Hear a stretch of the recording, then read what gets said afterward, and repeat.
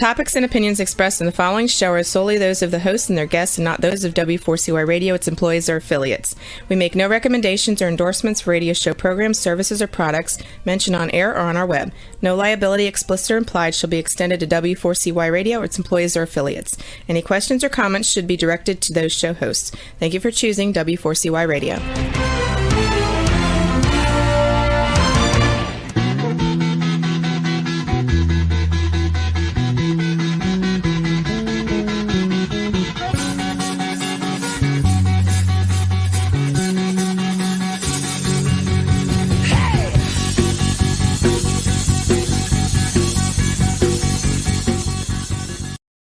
Welcome to the Camping Show. This is CW Getz. My co-host Jesse Free is off this evening, and but we're gonna flying here solo, so you know how that goes. Hopefully, I don't wreck this train on the way there. It's Wednesday, March 31st, 2021. We have a 39 degree Fahrenheit windy day here in Illinois, very near Chicago. It's been windy all week. We just love that wind. I think I'd love it more if I had a sailboat, but not so much right now. We've got a great show here for you this evening. Tonight's episode is The Outdoors Saved My Life with my special guest, Jillian Brown. Professional photographer, adventurer, and CEO of Camp My Way Foundation, 33-year-old Jillian Brown left her entire life behind in order to escape an abusive relationship. At one point, Jillian found herself living in a tent in the woods. Confused, depressed, and feeling a lack of self-control over her emotional stability, she learned that she was suffering from PTSD. Jillian refused medication and instead utilized the diagnosis as motivation to reconnect with herself by improving her mental and physical health through physical fitness, spending time in nature, and outdoor adventuring.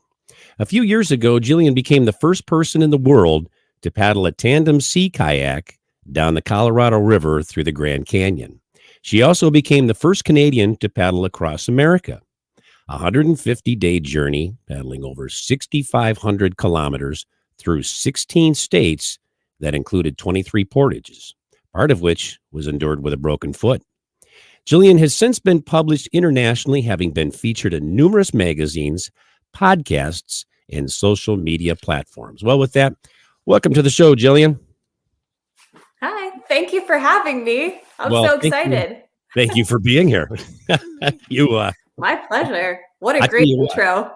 Well, hey, you are what it's about, man. So you're the one. Kudos to you. Hey, how's your weather there, by the way? And tell me exactly where you're actually located right now. I'm tucked away in the backcountry of British Columbia.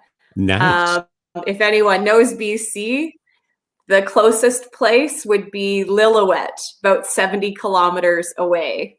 High mountain roads to access it. Wow. Nice. And the weather's pretty nice. It sounds like a great place to be, honestly. Now, okay, so what's your temperature up there, though? Is it still chilly? It's still chilly. It definitely feels like spring today. There's lots of buds coming out. The tulips are starting to sprout too. Where we are, we're pretty notorious for having really strong winds. Like it sounds like you're having those prairie winds. We get those mountain valley winds. Not quite the Chinooks, but we get them funneling through straight at us. So it's starting to pick up right now. Do you like that wind as much as I do? You know, you can tell I'm in love with it, right? Well, it's different. I grew up on the prairies, so there's a difference between prairie wind in winter and the wind that we get out here, for sure. Oh, is that right? So, wow. I don't envy you. Yeah, well, you know, it is what it is. We deal with it because this is where we live, right? Not much of a choice there. Of course.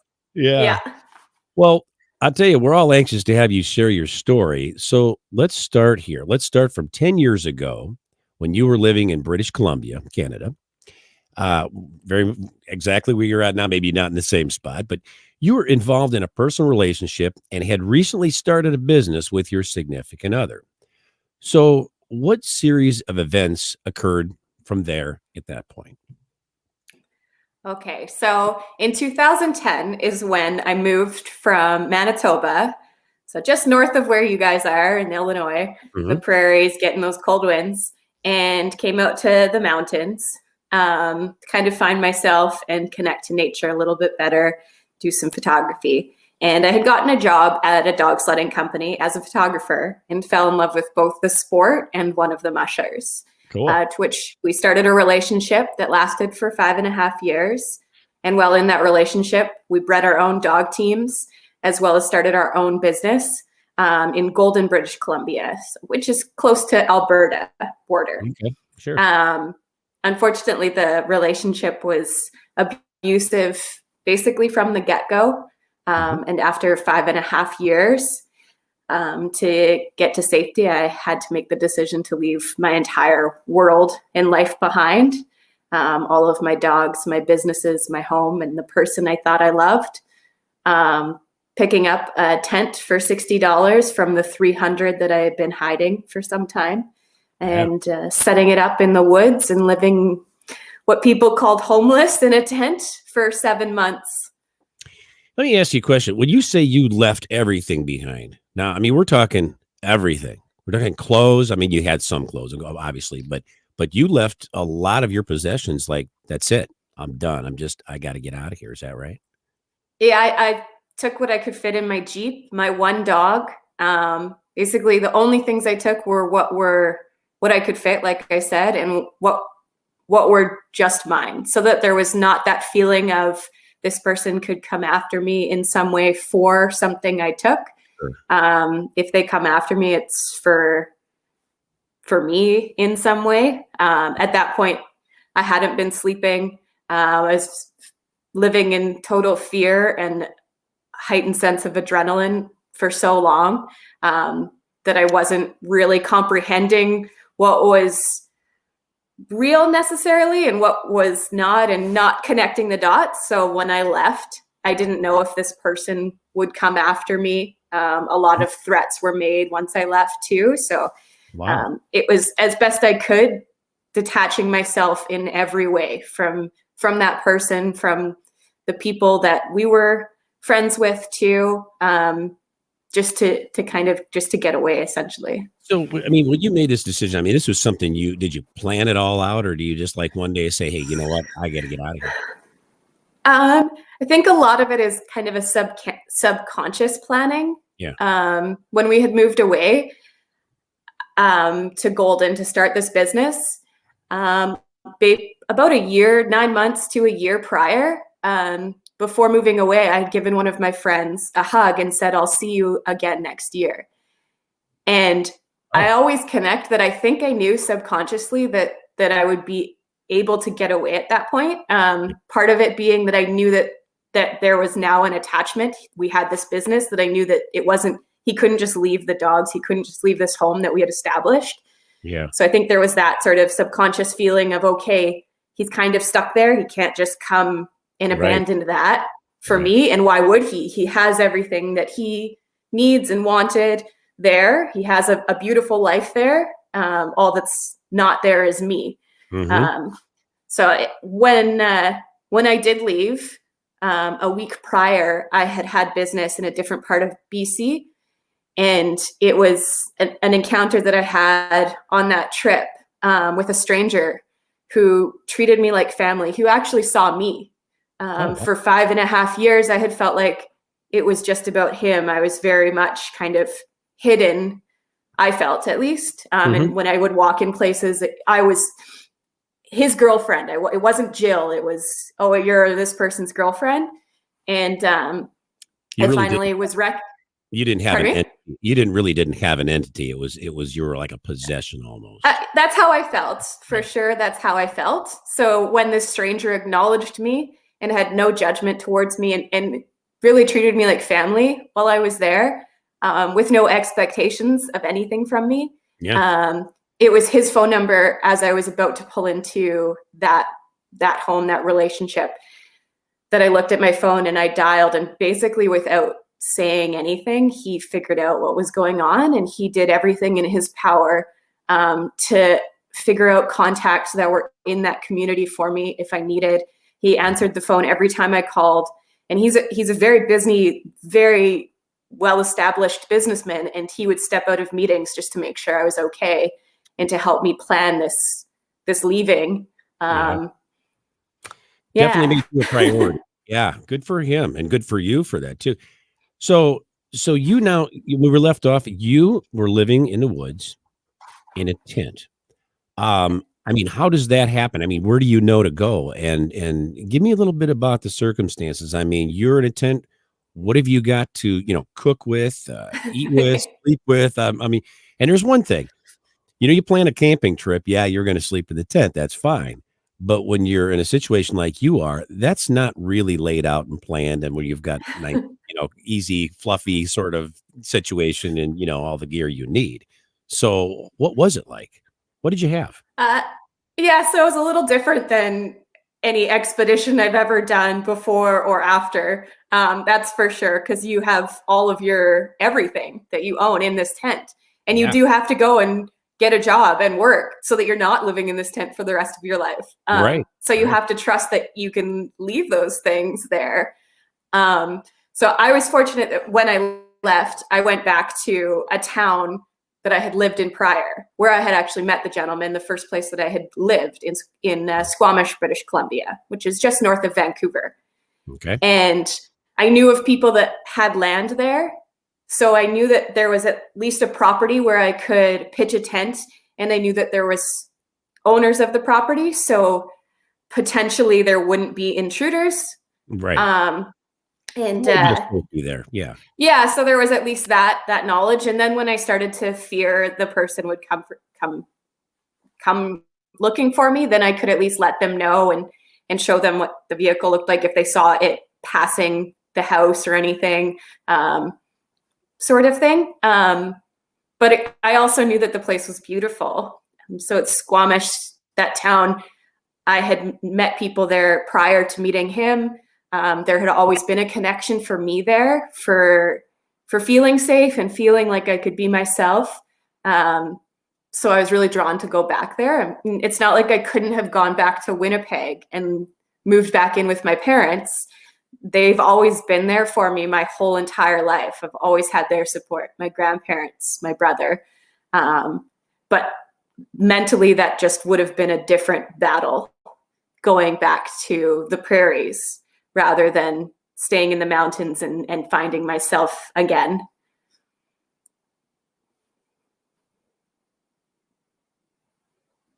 Oh, you're muted.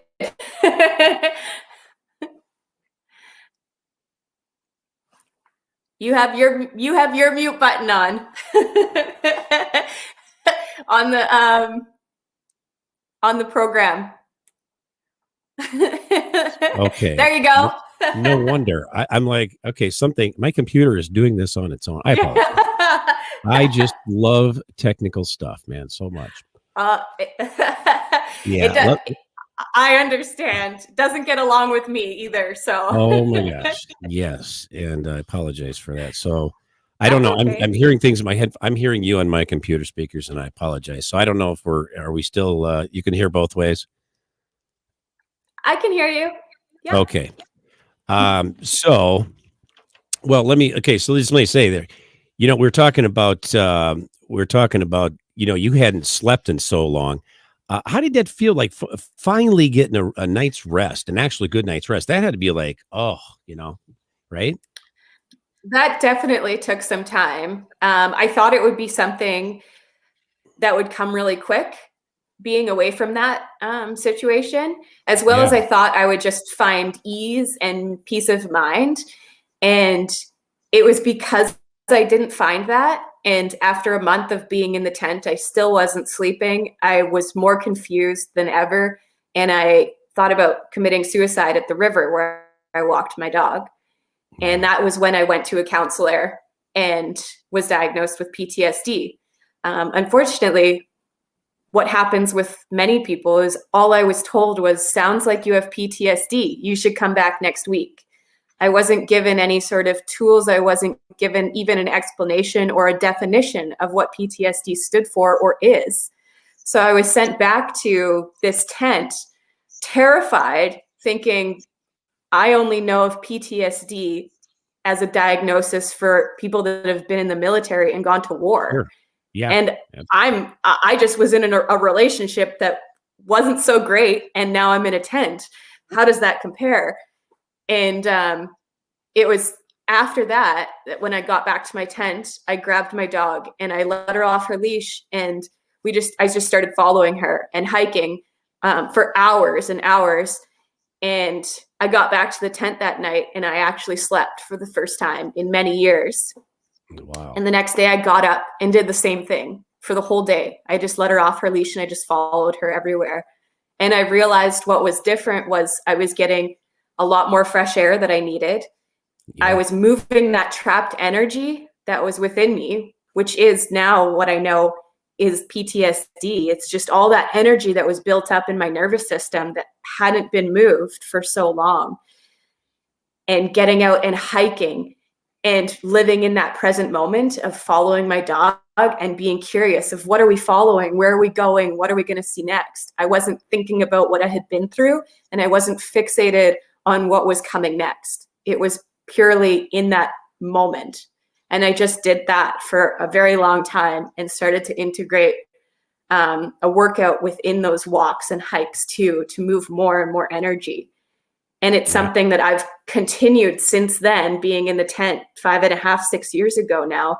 I've done that every single morning, every day since. Wow. That's amazing. You know how, and let's just go back here for a second. How, when you're living in a tent, I mean, how are you eating? I mean, and that has a lot to do, pardon me, that has a lot to do with one's mental health too. And I mean, how was that going? I mean, that's kind of stressful too, because it's not like walking into your kitchen and bam, we're going to throw something together and throw it in the microwave and, super simple. That's like a chore. I mean, a big chore, and every day, right? Am I right? Yeah.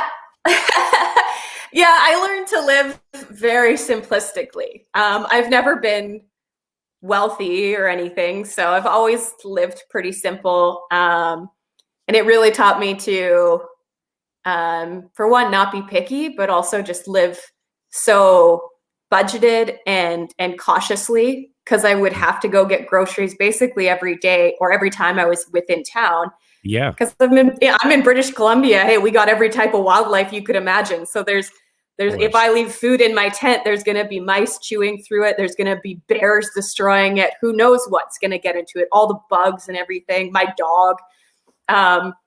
So a lot of it was, just picking up groceries that were not going to go bad, like oats, cheap oats for breakfast, protein bars. And then I'd just buy like the on sale bagels or bread or whatever and munch on one of those. So you're not really and then eating the best that you're like, is like, hey, this is great food every night and I'm really nourishing my body. I mean, you were living in a rough situation all the way around. At that time, I also, that stranger that I had mentioned, he took me in, he introduced me to his friends. Everybody that I met from that point on became like family, and they would invite me over for meals. They didn't necessarily know my situation. It's not like I walk up to somebody and be like, hey, I'm technically homeless in a tent. Because I was walking around quite confidently. And at that point, I had kind of figured out my tools. So I felt okay with myself. And I wasn't being kind of, no, I don't want to say beaten down like in the physical sense, but in the mental sense every day. So I was really starting to kind of connect to myself and give off that. I was just so happy and thankful at that point to be out of that situation wherever I was with whoever I was. Yeah. Relieved. But probably. I think I kind of exuded that. So people would take me in. I ended up, when it started the rainy season, a much older gentleman who was like a great uncle, a 65-year-old who I had met many years ago. He had a little tiny apartment under a pub, and he just basically gave it to me to stay in. Okay. So that I had somewhere a little bit safer, because he hated the idea that I was in a tent as a young woman. Yeah, absolutely. Right. Yeah. Yeah. A lot of people in the town, in the community, pubs would give me like yam fries and stuff. And they would find me, they would let me paint the place at night, it was amazing. I felt like the community really came together, even though they didn't even know me or my situation. Right. Yeah. Well, I'll tell you what, I'm going to ask you about a little more specific about a situation where the moment that you were in, and we were going to talk about that. Right now, we're going to take a quick commercial break. And so don't go anywhere. We'll be right back here with more of the Camping Show on W4CY Radio and Talk 4 TV.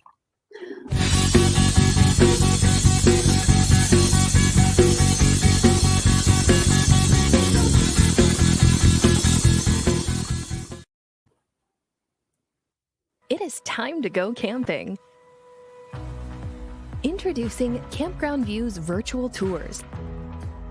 You can tour the campground, see the sites, see if they are available, and click to book your perfect spot. Hit the open road and explore the amazing places found in nature. We make it easy to discover, find, and book your site so that you can go have the fun and freedom you seek. Campground Views virtual tours make it easy and simple for you to see where you are going.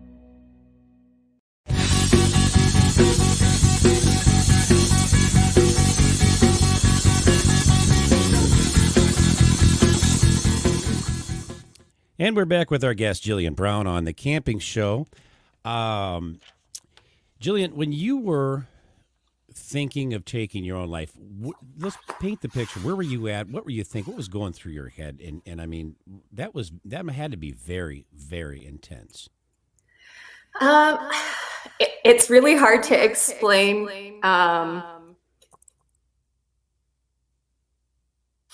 In words. So what I could say is basically every emotion and feeling you could ever have was all kind of coming in and out of me in every way.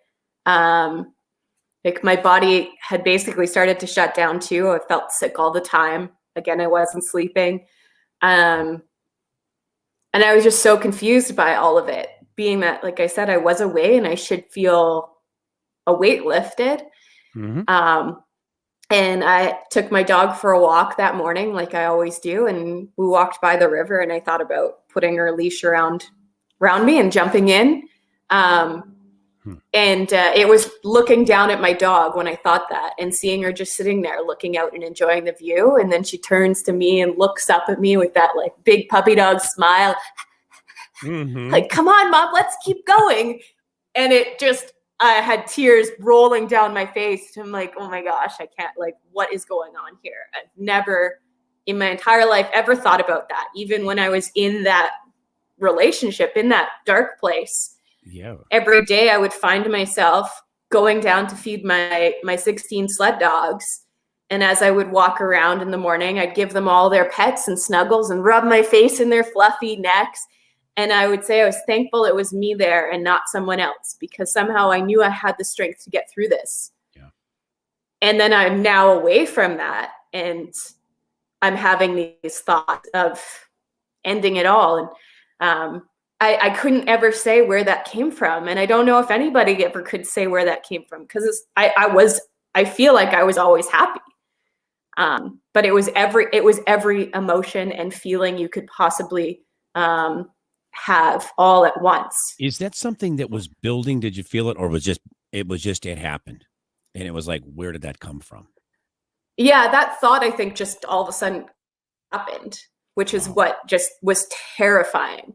Yeah. Was that I never would have had that feeling. I've never had that feeling before in my entire life, no matter where I've been, and to this point now. So that's why I immediately just took my dog, and I have like something here. There's something I don't understand going on here. Yeah. And went to find out if somebody could give me some answers.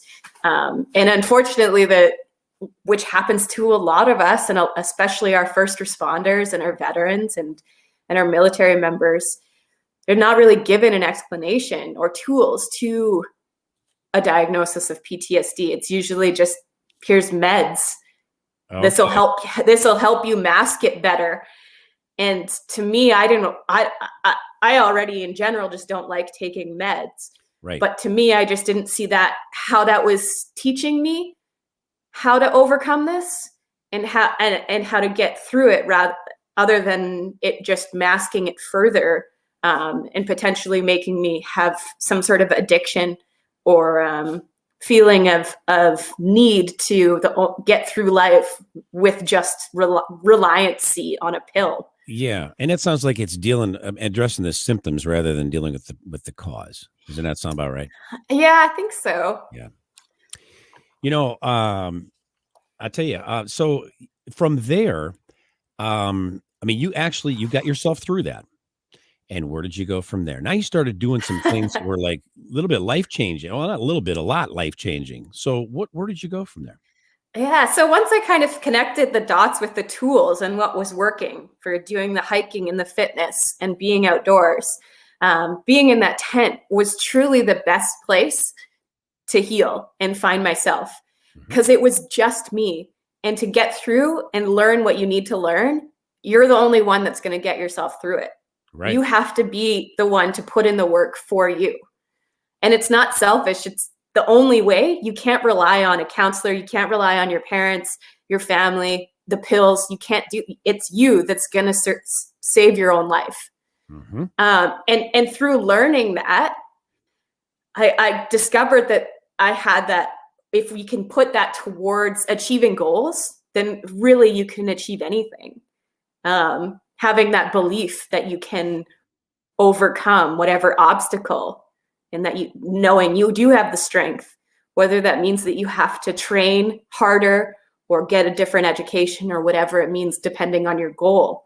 And failure, if failure happens that attempt and it's still your goal, you can still achieve it. You just got to get more tools, learn more, and try again. And you'll eventually accomplish it with that belief and putting in that work, which allowed me to then start doing these crazy expeditions.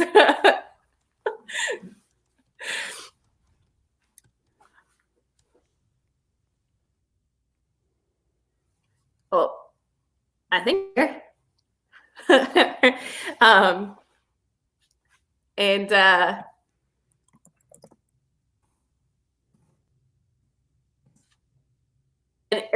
the big part with those 2 expeditions that were mentioned, if others can still hear me, I'll just keep talking.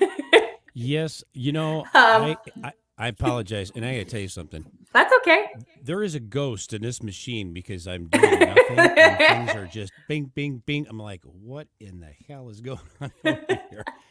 I apologize. That's okay. You know what? It's probably me, because I am cursed with technology. Oh, well, yeah. I think I'm a little bit on that program too. That's so I apologize. No worries. Well, let's talk about, okay. And I don't know where you left off, and I apologize. I will hear this later though in the recording, but we're on this. Let's talk about the Colorado River trip. First of all, what inspired that adventure? And was it everything leading up to that? I'm assuming, right? So that expedition, after finding this belief in myself and starting to push my limits and documenting it with my passion of photography and writing, and starting to showcase that to the world through social media channels, through beginning to write articles, I connected with a new friend, Jamie Sharp, who's an incredible paddler. And we did a trip with a few others, documenting orca whales on the Johnson Strait between mainland and Vancouver Island. And it was after that he presented this crazy idea of taking a tandem sea kayak down the Colorado River through the Grand Canyon. I'm like, that sounds amazing. I'm going to say yes to anything. So I be in Jamie. He's like, okay, I'll let you know if it happens. Well, a week before this trip, he calls me up and he's like, listen, I had a different partner in mind, but they bailed, and you had expressed interest, and you basically don't say no to anything. And I believe in you. So you want to come do this trip with me? And that's awesome. Of course I said yes. Sure. Absolutely. So a week from it, we put in on my birthday on February 11th, we put in. Oh, wow. And both of us kind of had like this feeling that we might not be successful, but we had this trust that in each other's abilities and belief in each other that we made it happen. And it was the craziest thing I've ever done. That's pretty dang cool. So, I mean, how was that trip in terms of challenge versus accomplishment? Because that had to be huge, right? I mean, you're like, hey, this is really something, man. Let me look where I've come from here to now. Look what I'm doing now, Yeah. Oh gosh, it was one of the best trips for sure. The group that we had, we were self-supported, but we had a team of other paddlers in their own individual kayaks with us, all people that I had never met before. And it was just this amazing energy because everyone was just so happy to be out there and just absorbing the moments. And everybody kind of had their own reason for being there. One, his dad had just passed and he wanted to spread his dad's ashes in one of the canyons because his dad loved the Grand Canyon. And others, it was their first time being on whitewater. So everybody just had this drive and this determination and this support for each other that after every rapid, everyone's high-fiving like it was the first rapid any of us had ever done. It was just this amazing experience. What a great and it was truly environment. that team. Oh, it was that group of the 7 of us that it was just the best part about the whole thing. The rapids were amazing. And overwhelming. Like the Grand Canyon is rated on its own whitewater class because the water is so huge and grand. There's nothing that compares to it. So it's it's these huge waves and being in a 22-foot long sea kayak. It's so long that it doesn't ride and coast above and float over a wave like a little playboat does. The bow stabs into a wave. Knifes through So the person in the bow, me, is stabbed into the wave too and goes under and through the wave. And the person in the back kind of gets to ride over it. So we come out of these waves and the team is like, Jill, you are nuts.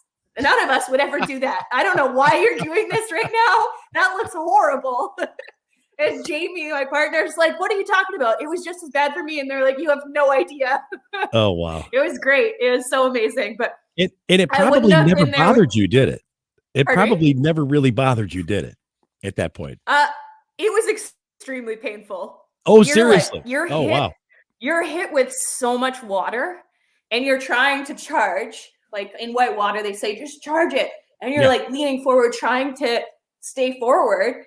And you're slammed back. So your like ribs hurt, your back hurts. At one point I got out of the rapid and I'm patting myself thinking that my helmet was gone, that my PFD was even gone. I was hit with so much force. Yeah, it was powerful. Wow.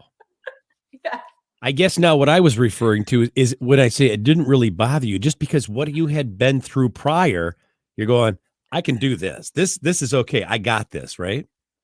A little bit of that? Yeah, there were times where I was just like, Jamie, you go scout the rapid. I don't even want to see it.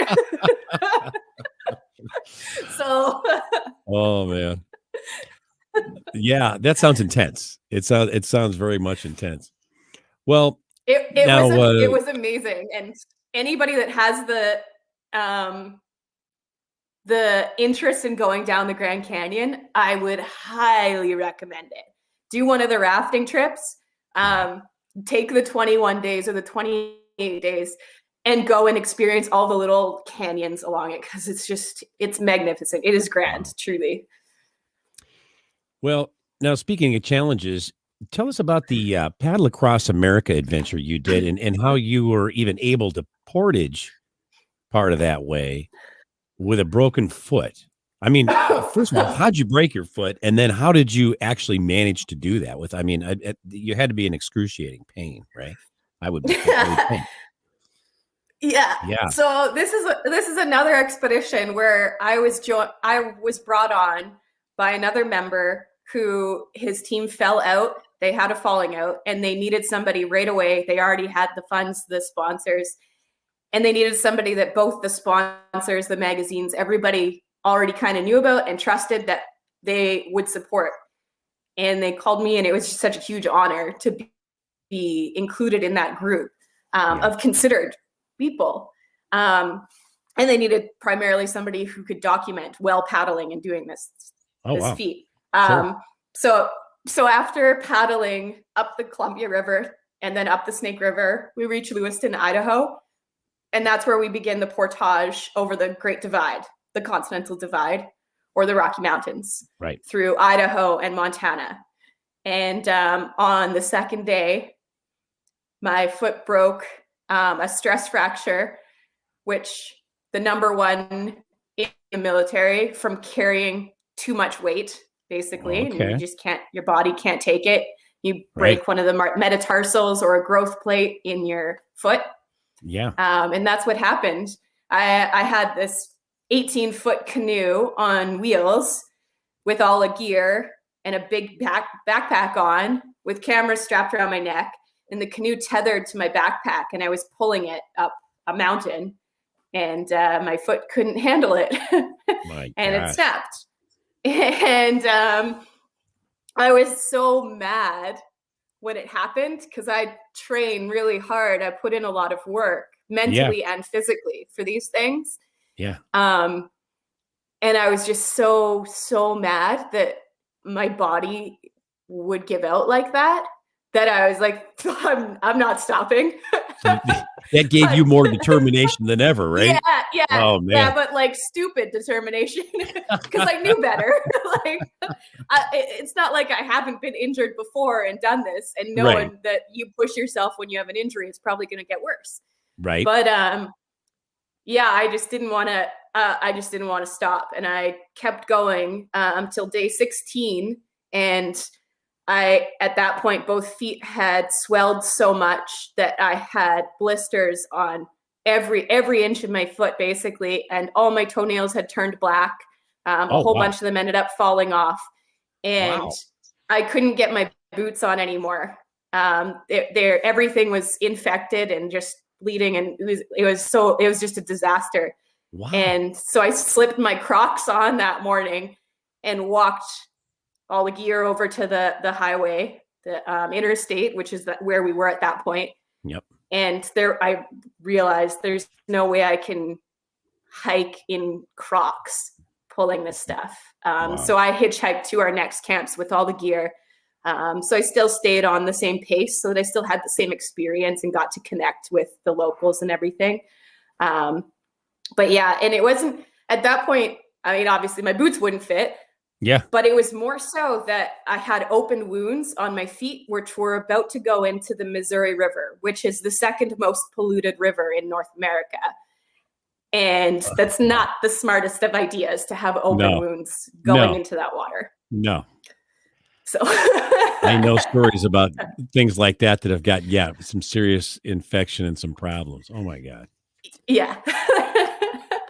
I knew the break could have, by the time I got in the canoe, I was going to be in a canoe for the next 150 days. Yeah. From there. And so I knew the break would have time to get to heal slowly in the canoe, and I could soak it in the water if need be. But the open wounds are a totally different story. Yeah, that's a whole different program, right? Oh my God. Yeah, which is something I learned later on the expedition too. Yeah. When I finished, for a couple weeks, I had gotten poison oak on one spot of my body, and it ended up spreading all over my legs. And between that and fly blights and ant bites and all sorts of things, everything, I was soaked. I was in tropical storms for the final couple of weeks. That everything was infected, and I put a video up on social media of what my legs looked like. And a doctor contacted me and is like, you need to go to a hospital right now, or you're going to end up with flesh eating disease, and you're close to gangrene. And if you can't get to a hospital, I'll send you all the prescriptions that you need to the nearest pharmacy, and they'll be paid for waiting for you, which is what ended up happening. She paid for everything. She had them waiting for me, which was just incredible. Just another active. That was the best part that the most powerful experience on the trip was the people along the way. Yeah. And for sure. That's, I've heard that before, and that is about, it really is about people, isn't it? It really is. Yeah. Well, Gene, I tell you what, we're going to take a quick break. And when we come back, we're going to find out where you're at now. Okay. Sound good? Sounds great. Great. Take the quick break. Don't go away. We'll be right back with more of the Camping Show on W4CY Radio and Talk 4 TV.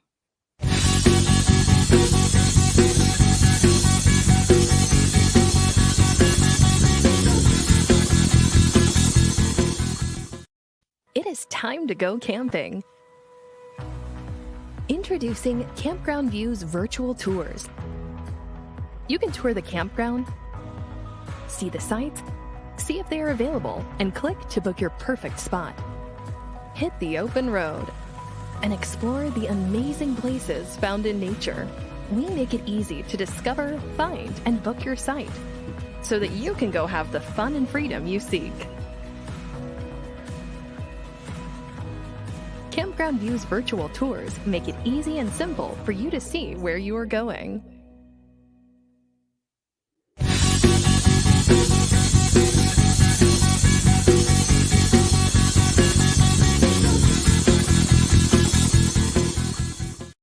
And we're back with our guest, Jillian Brown, on the Camping Show. Jillian, you survived all of that. You've survived quite a bit. You have had some experiences that I hope I never have on trips. Like, yeah, I must be kind of a baby because I get mad when when I stub my toe or something like that. And there's other ones too. The little pinky got sewn back on last year. It got cut off while we were flipping our 400-pound tire, shackled in 60 pounds of chains to raise awareness about PTSD and for Camp My Way. Since the pandemic hit and we couldn't do our fundraisers for Camp My Way, which we're about to talk about, we decided to do this awareness expedition instead. And when I was gathering firewood at the top of a mountain, a camp saw closed on my hand and cut my finger off. Oh, man. And so we had to hike out. We had to hike out and drive 2.5, 3 hours to the closest hospital where they just put a couple stitches in and sent me another 5 hours away to get surgery and have it all reattached and everything. And the next day we were back up on the mountain camping. It was great. So this is all that it does now. It's just kind of a little heavy thing. But you still have it, and that's good. That's good. I actually asked the doctors to take it off because I figured that it would just be useless and get in the way of doing these expeditions and paddling. So like, if it's going to be a problem, just get rid of it. They're like, no, we'll try to make it look normal. You are a very tough person, I can tell you. Well, you know what? Let's talk about that. Tell us real quick. We got about 5 minutes left of the show here, but and it's been fascinating. I mean, you have some great stories. But tell us a little bit about the Camp My Way Foundation. So where I'm at now, through all of my experiences, I've now connected with Camp My Way and I'm lead guide and CEO, accompanying the founder, Terrence Kosakar. And we are a camp, we don't like to call it program because it's a way of life. We bring first responders, veterans, and youth up to a safe, natural environment. And we share our tools that we both have learned through our lived experiences of moving our trapped energy of PTSD. And we go out camping and do everything that I do on an expedition. Find comfort within the uncomfortable. And remove those that come up here from an environment that's not a place to learn tools and heal. And teach them ways to overcome and move that energy no matter where you are with no excuses and find that belief in yourself. Absolutely. That is amazing. I mean, that is a very good, a great thing. I mean, that is an excellent thing. Let me ask you this. Is therapy still a part of your life? I mean, do you ever stop that, or is it something that you really have to maintain? Every day you have to use your tools every day, the good days and the bad days, whether it's going to a counselor. That wasn't something that I connected with as a tool, but others it works to go and talk through these things. They find that connection with a person. But to us, we call psychiatry as in psychiatry, and we go hug trees. There you go. We go and walk through nature every day. And we go and flip our tire. We practice fitness. We breathe every single morning in our bed before we get up, in a safe place where we trust ourselves to close our eyes. Yeah. We connect back to our body and stretch and move and make sure everything's working right. And then we breathe and start our day off at that pace, a nice calm pace. I call it the pace of nature.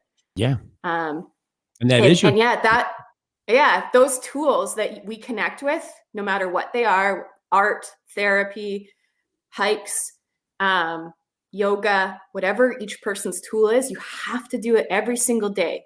Yeah. It has to be ritual. Yeah. Good days or bad days, especially on the good days, because then you'll remember to do them on the bad. That makes perfect sense. Well, we got about 2 minutes left, but I want to ask you this real quick. What advice would you offer someone? And maybe that's it, what you just said.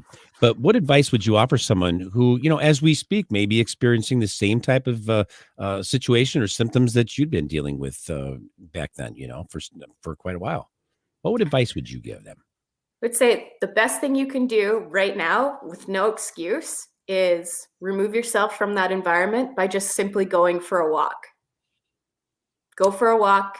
My favorite thing is to go for a walk and sit down and have a conversation with a squirrel, because no matter what, it's going to make you laugh and you'll feel connected to where you are, and you won't think about what was going on back in that other environment, where you're coming from, what prompted the walk, and where you're going back to. You'll just be thinking about how silly you must look talking to a squirrel.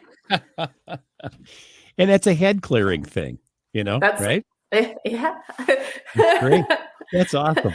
It's the easiest thing and no excuse. Everyone can simply stop what they're doing right now, tell their boss, I need 5 minutes. I got to go for a little walk. Just go for a walk. I'll be back. Yeah. I'll be back. Right. Well, Jillian, that is awesome. That is some great advice too. Where can listeners go to connect with you on social media and then also learn more about Camp My Way? So campmyway.com is the simplest place to connect with us and find out more about the camp and the programs. And then for myself, Instagram is a great place to see my photography and my writing. It's Jillian A. Brown Photography. And through there, you can find Camp My Way, Instagram and social media links as well. And feel free always to send me a private message if you like, whether it's in regards to the camp, in regards to photography, or what we talked about today. Anything. I'm always down to have a conversation with someone new or old. Old friends are great too. That is awesome. That is awesome. Well, you know what? And amazing stories and an amazing life you've had. I mean, that's an understatement. Amazing. You have gone through a lot. But we are out of time. And Jillian, I want to thank you for being my guest here on the Camping Show. And it was a big pleasure having you here. And thank you for sharing your story with us. Thank you so much for having me. It was an honor. Well, you're a wonderful person, and so it was a pleasure for me to interview you. Well, we hope you'll tune in next week for The Finer Points of Portaging with special guest Cliff Jacobson. Once again, thank you for tuning into the Camping Show. This is CW Getz reminding you, learn more, do more. See you next week.